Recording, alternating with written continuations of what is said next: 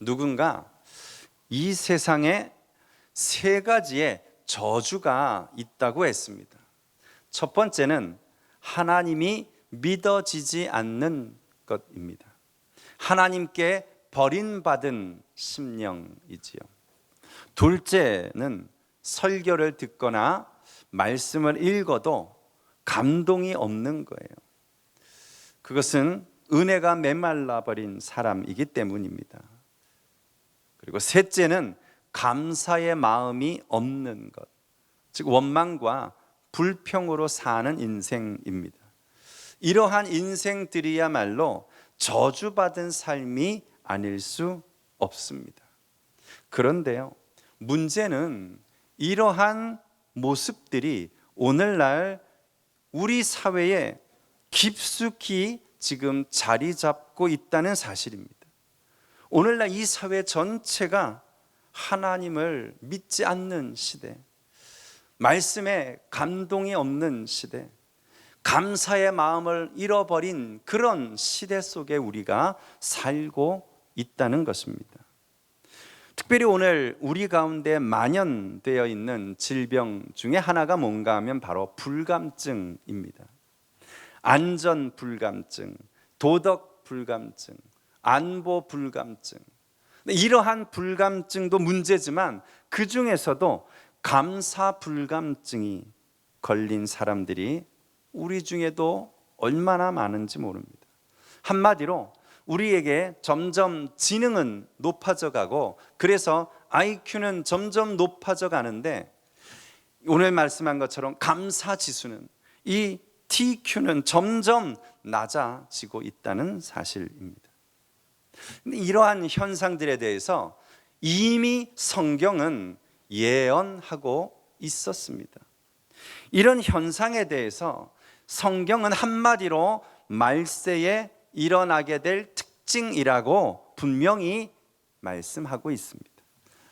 여러 군데에서 로마서에서도 마찬가지지만 말씀이 있는데요, 그 중에 디모데후서 3장 1, 2절을 우리가 한번 그 대표적으로 말세에 일어날 징조 가운데 오늘 이와 같은 모습들이 어떻게 나타나고 있는가를 좀 한번 같이 찾아 읽으면 좋겠어요. 불편하실까 봐 우리 화면을 보시면서 같이 한번 읽어보도록 하지요. 같이 읽겠습니다. 시작. 너는 이것을 알라. 말세에 고통하는 때가 이르러 사람들이 자기를 사랑하며 돈을 사랑하며 자랑하며 교만하며 비방하며 부모를 거역하며 그 다음 뭐라고요? 감사하지 아니하며 거룩하지 아니하며. 지금 이 시대가 앓고 있는 모든 저주받은 삶의 모습들이 지금 여기 말세에 고통하는 때에 나타날 증세라고 지금 진단하고 있는 것입니다. 그런 점에서요, 오늘 우리가 7월의 첫 주일로 감사절로, 특별히 맥주 감사 주일로 지키는 건 이러한 말세를 살아가고 있는 성도들에게 있어서 얼마나 귀중한 일인지 모릅니다. 많은 이들이 구약의 절기를 오늘날 한국 교회가 지켜야 될 이유가 없다고 점점 이러한 절기들을 멀리하는 그런 교회들이 생겨나기 시작합니다. 그러나 아닙니다. 구약의 절기는 구약으로 끝나는 것이 아니라 오늘 이 시대에도 동일하게 적용되어야 합니다. 왜냐하면 구약의 모든 절기들을 허락하시고 지키게 하는 가장 큰 이유와 가장 큰 목적은 다른 데 있지 않습니다. 그 모든 절기들은 결국 하나님이 베풀어 주신 은혜를 기억하게 하기 위한 절기이기 때문입니다. 잃어버린 은혜를 다시 한번 기억해내고 오늘 잃어버린 감사를 다시 한번 확인하고 찾기 위해서 절기들을 제정하여 지키게 한 것입니다. 구약에서 맥추절은 특별히 유월절이 끝난 이후 50일째 되는 날 지키는 절기입니다. 그래서 그날을 보통 성경에서는 오순절이라고도 하고요, 우리가 잘 아는 다락방에서 우리 성령 충만을 받았을 때 이 오순절 기간이었죠. 그리고 혹은 77절이라고 불리우기도 합니다. 무엇보다 이 절기는 이스라엘 백성들이 40년간의 광야 생활을 끝내고 가나안에 들어가서 거기서 농사짓고 첫 번째 거둔 수확을 하나님 앞에 감사하며 기념하여 드린 절기가 바로 이 맥주 감사절입니다. 그래서 맥주절의 가장 큰 의미는 1년의 전반기를 끝내고 후반기가 시작되는 이 7월 첫 주일, 지나온 반년을 6개월을 돌아보며 하나님이 베풀어 주신 그 은혜를 기억하고 감사하면서 남은 후반기도 하나님이 돌보시고 지켜주시기를 바라는 마음으로 우리가 오늘 드리는 것입니다. 사실이요, 우리가 이미 과거에 오래전에 받았던 상처들, 그런 경험들에 대해서는 얼마나 기억력이 좋은지 몰라요.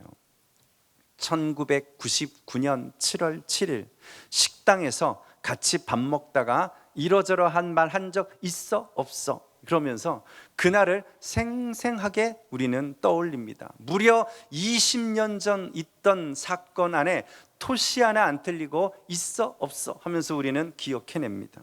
그런데 그런 분에게 지난주 설교 본문이 어딘지 혹시 생각나세요? 그러면 기억이 안 난대요. 억울하고 상처받은 건 20년이 지나도 또렷하게 기억이 나는데, 은혜 받은 것은 금방 일주일도 지나지 않아 기억하지 못하는 게 우리의 본성이더라는 거예요. 결국에요, 오늘 우리가 하나님 앞에 제대로 감사하지 못하고 사는 가장 큰 원인은 다른 데 있지 않습니다. 하나님의 은혜를 기억하지 못하기 때문입니다. 바로 여기에 문제가 있는 거예요. 하나님의 은혜를 구하는 사람은 넘치고 넘치는데, 정작 은혜를 받은 그 다음 그것을 기억하고 하나님 앞에 전심으로 감사하는 사람은 극히 드물다는 사실입니다. 그런 의미에서요, 이제 오늘 신약에서 감사에 관한 가장 유명한 말씀이기도 한데, 오늘 이 본문을 통해서 우리의 지금의 감사 지수를 다시 한번 평가해 볼 수 있기를 원합니다. 그리하여서 9명은 감사하지 않았고 1명만 감사했던 오늘 이 사건 통해 확률은 10%예요.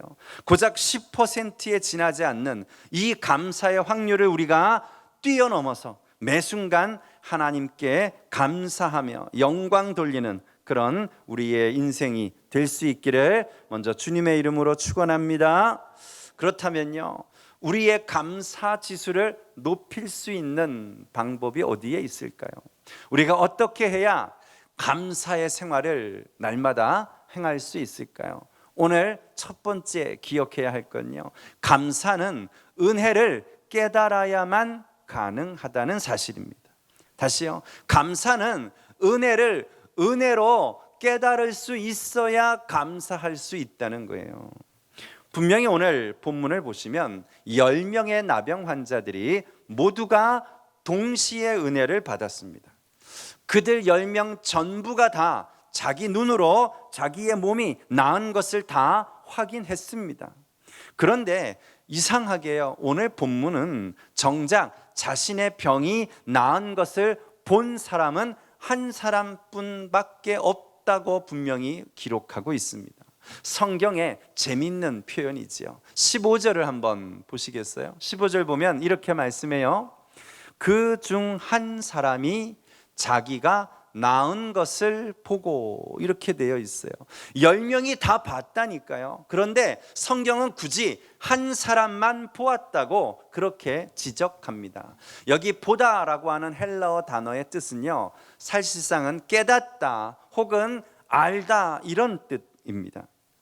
다시 말하면 9명의 문둥병자들은 자기의 몸이 나았다고 하는 사실만 보았지만, 그 중에 하나는 이 병을 낫게 해주신 분이 누구이신가를 깨달아 알았다는 사실입니다. 다시요, 분명히 10명 모두가 다 문둥병이 치유되는 은혜를 받았지만 그 은혜를 은혜로 깨달은 사람은 사마리아인 하나밖에 없었다는 것입니다. 여러분, 이것이 중요합니다. 은혜를 은혜라고 깨달을 수 있어야 우리는 감사의 마음이 생기는 법입니다. 은혜를 은혜로 깨달아야 하나님께 영광을 돌릴 수 있는 것입니다. 프랑스의 작가 중에 알베르 까뮈이라고, 이방인이라고 하는 유명한 책을 쓴 분이죠. 그 책 가운데 보면 아주 명구가 하나 나와요. 눈물이 나도록 살라, 그런 말이 있습니다. 오늘 내가 살아 숨을 쉬고 있는 것을 축복으로 여기고 눈물 나도록 감사하며 살아가라는 말입니다. 여러분, 어떠세요? 지금 살고 있는 것이 당연하게 느껴지십니까? 아닙니다. 오늘 숨을 쉬며 살고 있다는 것은 누구에게나 주어지는 축복은 아닙니다. 남편이 짜증스럽고 아이들이 속 썩인다고요? 그것마저도 아무나 누릴 수 있는 축복이 아닙니다. 세상에는 가정이 없는 사람도 얼마든지 있고요, 가정이 무너진 사람도 우리 중에 많이 있습니다. 요즘 뱃살이 붓고 허리둘레가 늘어나서 속상하다고요? 흰머리가 자꾸 늘어서 걱정이라고요? 그것마저도 우리가 제법 오래 살아야 누릴 수 있는 축복입니다. 은혜를 은혜로 여기고 축복을 축복으로 여기는 것이야말로 감사 지수를 높일 수 있는 비결인 줄 믿으시기 바랍니다. 우리 옆에 계신 분들에게 특별히 이왕이면 상처 안 받게 가족들이 있으면 더 좋고요, 옆에 있는 분들에게 한번 얘기하시죠. 나이살이 좀 붙어 보이네요. 복 받으셨습니다. 이렇게 얘기하시죠. 머리숱이 조금 더 많이 비어 보이네요. 복 받으셨습니다. 이렇게 얘기하시죠. 예. 우리가 복 받지 않으면요, 나이살이 붙도록 살지 못했어요. 우리가 정말 복 받지 않은 인생이었다면 머리 희끗희끗할 정도로 살지 못했어요. 일부러 금식하고 다이어트 할 필요 없어요. 몸이 아프면요, 복 받지 않으면 저절로 살 빠져요. 살 빠지면 그게 정말 문제지, 살 붙은 건요 감사한 거예요. 복 받은 거예요. 복 받은 걸 복으로 제발 여기실 수 있기를 축원합니다. 오늘 본문의 9명은 그렇다면 배은망덕한 사람들인가요? 아닙니다. 우리 중에 90%의 사람들은 하나님의 은혜를 이처럼 깨닫지 못하고 사는 것을 보여주는 신뢰일 뿐입니다. 지금도 수많은 사람들이 하나님의 은혜를 우연이라고 말합니다. 하나님의 은혜를 자기의 능력이라고 말합니다. 하나님의 은혜를 내가 열심히 노력한 결과라고 이야기합니다.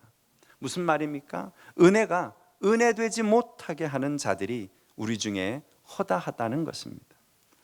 어떤 젊은이들은 대학에 합격시켜달라고 열심히 간절히 기도합니다. 그런데 하나님이 은혜로 합격되고 나면 그것으로 끝입니다. 대학 가서 MT 쫓아다니고 미팅하러 다니고 술 마시러 다니느라 교회 출석을 하지도 못해요. 하나님의 은혜가 헛되이 돼 버린 것입니다. 어떤 이들은 취업을 위하여서, 또 어떤 이들은 사업장을 위하여서 열심히 기도합니다. 그래서 하나님이 직장을 주시고, 그래서 하나님이 사업장을 시작할 수 있도록 열어주십니다. 그러면 처음에는 기뻐하지만 그러나 어느 순간 하나님의 은혜는 잊어버립니다. 월급이 적다고 불평하고, 힘들다고 불평하고, 더 좋은 직장 다니는 친구들을 부러워하면서 자기의 신세를 한탄합니다. 은혜가 되지 못한 것이죠. 오늘 여러분은 어떻습니까? 여러분은 정말 하나님의 은혜를 은혜로 바로 아십니까? 보세요. 지금 여기 10명의 나병 환자들이 주님께 병을 고쳐달라고 간구했을 때 그들의 마음이 얼마나 간절했겠습니까? 그들 마음속에 온갖 소원과 모든 다짐을 다 했을 거예요. 이 병만 나을 수 있다면, 주님이 내 병만 고쳐주신다면. 그런데 그 간절한 소원이 응답된 다음 과연 얼마나 그 은혜를 은혜로 알고 감사했나요? 10%였어요. 10명의 1명이었습니다. 사랑하는 성도 여러분, 은혜를 받았다고 해서 모든 사람이 다 감사하는 것은 아닙니다. 부디 하나님의 은혜와 축복을 헛되이 받지 마시기 바랍니다. 여러분이 받은 은혜를 은혜되게 하실 수 있기를 축원합니다. 그리하여서 하나님께 감사하고 하나님께 영광을 돌리며 사는 우리 모든 성도님들이 되시기를 주님의 이름으로 축원합니다. 두 번째요, 우리의 감사 지수를 올리려면요, 결국엔 우선순위의 문제를 해결해야 합니다.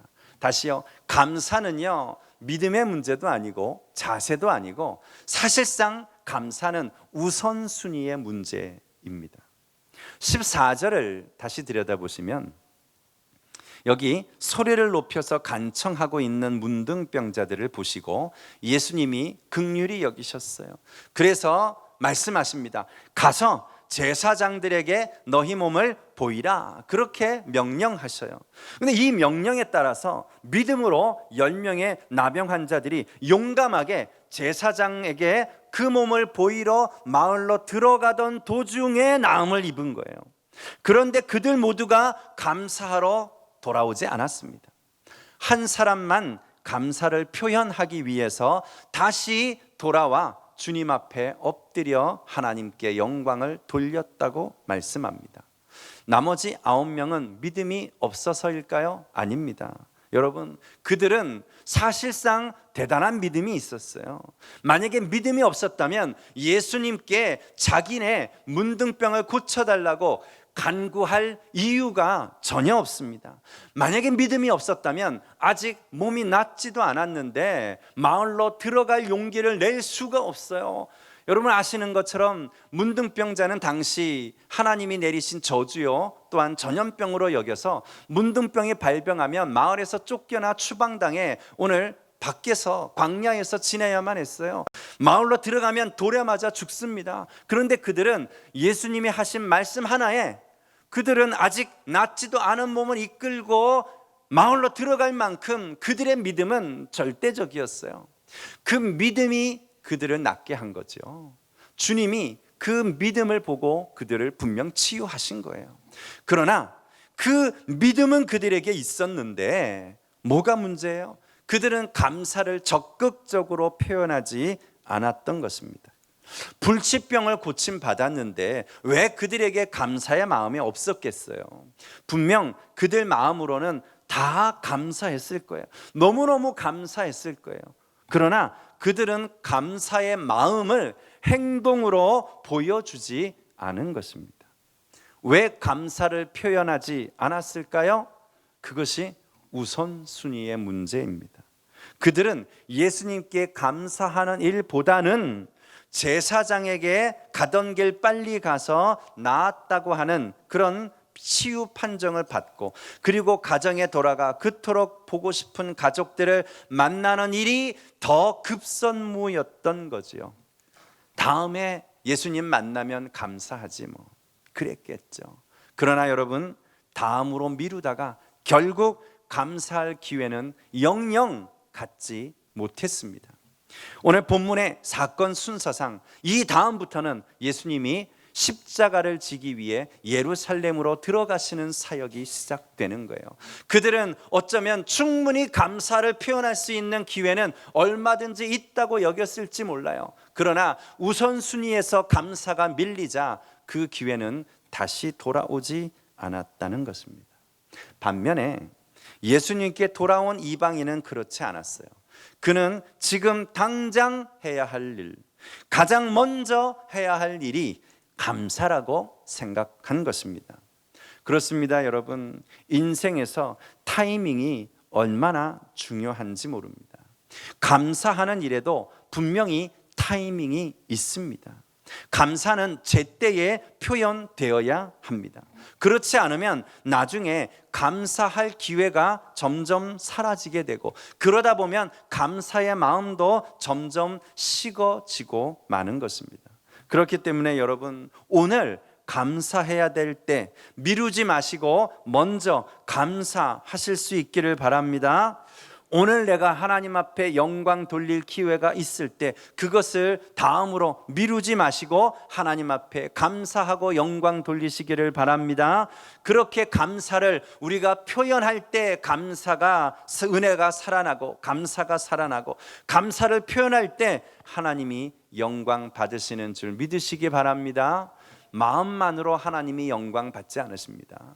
그 감사를 표현하고 감사가 드러날 때 그 감사가 은혜가 되고, 그 감사가 하나님 앞에 영광이 되는 줄 믿으시기 바랍니다.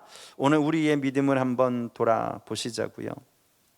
내가 지금 당장 필요로 하고 내가 지금 간절히 원하는 문제에 대해서는 우리는 누구보다도 열심히, 누구보다도 앞서서 하나님 앞에 구하면서도 정작 응답받은 것에 대해서 감사하고 주께 영광 돌리는 일에는 늘 뒷전으로 미루고 있지는 않았는가 하는 것입니다.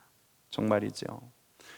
이 시간 이후로 우리의 삶 속에 감사가 삶의 1순위가 되실 수 있기를 축원합니다. 하나님께 영광 돌리는 일이 우리 인생의 최우선 목표가 될 수 있기를 축원합니다.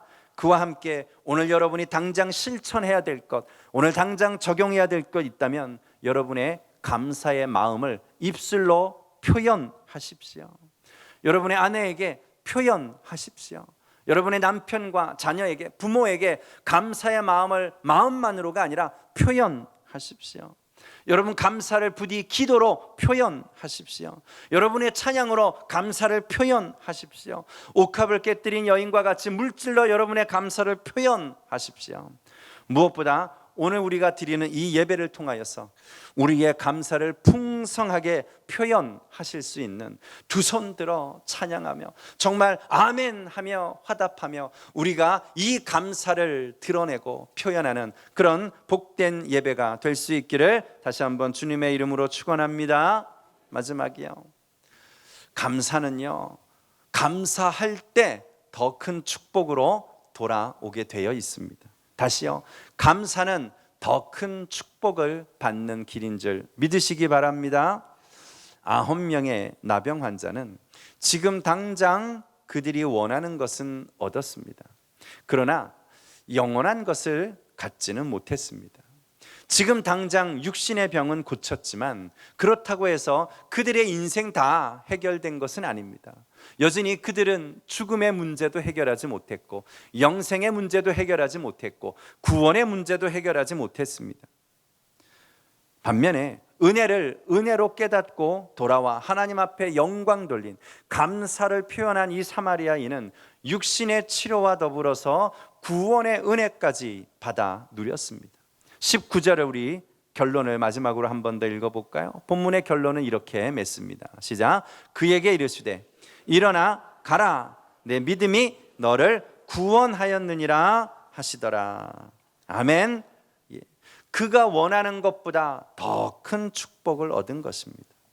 이처럼 감사는 또 다른 감사를 낳고, 감사는 더 큰 축복을 받는 길인 줄로 믿습니다. 정말이죠. 세상에는 지금 당장 육신의 축복에만 만족하며 사는 사람들이 너무나 많습니다. 아직 우리에게 있어서 베스트는 오지 않았어요. 그런데 차선에 만족하며 더 큰 하나님의 축복을 누리지 못하고 살아갑니다. 오늘 하나님 앞에 더 많은 것들을 드리지 못하고 하나님께 더 헌신하지 못해요. 그러나 여러분, 우리가 지금까지 누리고 있는 이 은혜가 전부인 줄로 생각하다가 하나님이 예비해 놓으신 더 큰 축복을 놓칠 수 있다는 사실을 잊지 마시기 바랍니다. 지금 확인하십시오. 은혜를 받되 정말 천국에 들어가는 은혜도 받으셨어요? 육신의 문제는 해결받되 영혼의 문제까지 해결받으셨습니까? 정말이죠. 작은 축복에 만족하며 살지 마시고 다시 돌이켜 주 앞에 나와 엎드려 감사와 영광을 돌림으로 우리가 상상하지 못했던 최고의 축복을 남은 생애 동안 맛보실 수 있는 우리 성도님들 되시기를 다시 한번 주님의 이름으로 축원합니다. 말씀을 맺죠.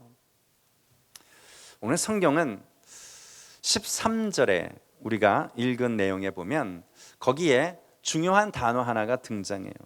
10사람이 소리를 높여서 예수께 자기들의 병을 고쳐달라고 부르짖었습니다. 그런데 15절에 가시면 사마리아인 단 한 사람만 큰 소리로 하나님께 영광을 돌리며 돌아왔다고 말씀하고 있습니다. 여기 지금 의도적으로 똑같은 동일한 단어를 쓰고 있어요. 바로 소리라고 하는 단어입니다. 그런데 사용 방법이 달라요. 아홉은 자기들에게 어려움이 있을 때만 큰 소리로 호소했지만, 한 사람은 하나님 앞에 감사하고 영광 돌리는 일에 큰 소리를 사용했다는 것입니다. 여러분에게 묻습니다. 여러분은 어느 쪽에 큰 소리를 지금 내고 계십니까? 답답할 때 큰 소리 내고 자기의 요구를 드러내는 일에만 큰 소리를 내고 있습니까? 아니면 주께 감사하는 일에 소리를 높이고 하나님께 영광 돌리는 일에 여러분의 목소리를 높여 찬양하고 계십니까? 바라기는 오늘 이 맥주 감사 주일을 맞아 우리의 가장 큰 소리로 주님께 감사와 영광을 돌리는 복된 성일이 되시고, 또 남은 우리의 후반기, 또 남은 우리의 인생이 되시기를 다시 한번 주님의 이름으로 축원합니다.